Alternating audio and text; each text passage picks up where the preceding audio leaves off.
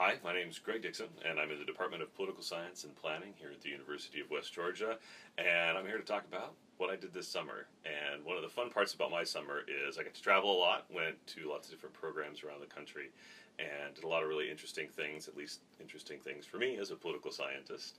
The big thing that I did this summer is I went to UC Berkeley and took a course in statistical methodology and learned the R statistical programming language, which for me benefits a lot in research because it allows me to do some very sophisticated statistical functions and projects that I wouldn't otherwise be able to do. But it also benefits the students here on campus because it is free software and open source. So when I teach my statistics course here at the University of West Georgia, the students save about $150 for the semester by not having to buy a one-semester version of one of the major software packages. We'll actually use a free open source package that has a free open source textbook that goes with it. So advantages for me as a researcher and advantages for the students in the classroom. I also spent a lot of time working on research. Most of the regular semesters we're teaching, we're doing a lot of administrative work, service work on campus. So a lot of our research time is in the summer. So I've probably spent somewhere between 40 and 50 hours the weeks that I was here in Carrollton working on my own personal research, working on the statistical number crunching stuff and a lot of the real nuts and bolts that come before that, taking real world data and converting it into numbers that then I can do statistical analyses on, as well as writing and rewriting drafts of various papers that I'm working on and book proposals and other things like that. So a big chunk of the summer, for about 7 weeks or so of it, 40 hours a week or so, was just research, locked into the fun and excitement of the home office and cranking through all of those kind of things. I also participated in a program with one of the publishers who works on American government textbooks, looking at and learning a lot of the functions of their new software environment. There really aren't textbooks anymore from the major publishers in our traditional sense. They all come with packages now. So you get the textbook plus an online learning environment or learning service, learning resource, depending on which publisher you're talking to.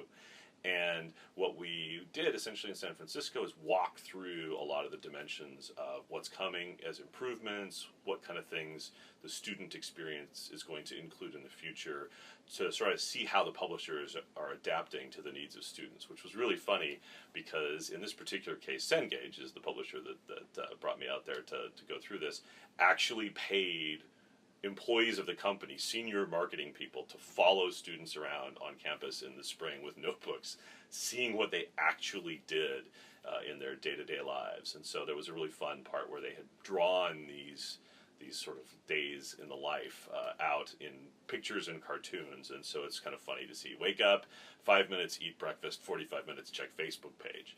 Those kind of interesting aspects of life. So there was a lot of that was very interesting. I learned quite a bit about how textbooks and these learning environments get put together and get created, and also a lot of the things that potentially can benefit students down the line in terms of contributing sort of my 2 cents about the biggest obstacles, such as price on these textbooks, which is always the biggest issue for students. So when these things start to get around $200 for the semester, that's just basically not realistic, and none of us are going to assign a $200 textbook for an American government class.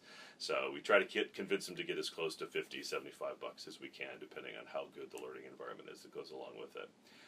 So basically, the nuts and bolts of my summer included a lot of those kind of projects. I also, because I do quantitative number crunching, I also do work for companies outside the university. So I did some consulting this summer, spent some time in San Diego and Southern California doing consulting, essentially helping a company that does educational evaluation, helping pre-K programs figure out where they can put the best investment of their money for the outcomes they get for students. And so we spent a decent set of time this week, a couple weeks, just kind of doing number crunching and support to try to help them put together packages that help pre-K programs in San Diego County figure out where they can spend their money with the highest impact in terms of student outcomes, and designing new ways to sort of help them use statistics and use the kind of stuff that we do in social sciences all the time to make better policy decisions. And so It's not technically work for the University of West Georgia, but it's exactly the same kind of work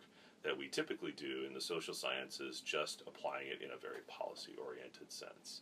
And just in case anybody's worried that I spent my entire summer working, I did take a few occasions to go visit the beach while I was out in Southern California, and to hang out with a number of the friends that I live out there, and to, of course, see my family who's all in Southern California. So it wasn't an all-work and no-play summer. Although there was a lot of work in it, I did get to do a lot of different and exciting things while I was going on and traveling around the country in San Francisco and Washington State and Southern California. So that's basically what I did for my summer vacation. Might be a little boring to the average undergraduate, but as a professional person in my line of work, it was an extremely fun experience and lots of different exciting political science things going on.